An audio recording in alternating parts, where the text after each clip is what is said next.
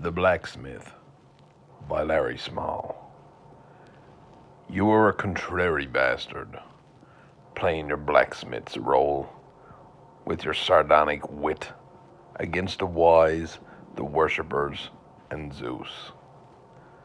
Was this because you always stroked the fires of hell, your hands pumping the bellows, while your eyes held on to Hyades?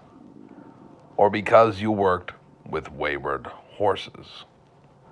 Bulky bastards, you said, as you molded the molten metal to fit the hooves of stallions and of mares. The gaff hooks and the grapnels gave you pause, as did the skegs of boats. But while the wheelwright always wore the smile, and men in midship rooms mourned the lack of space, all year long your face welled up with guile.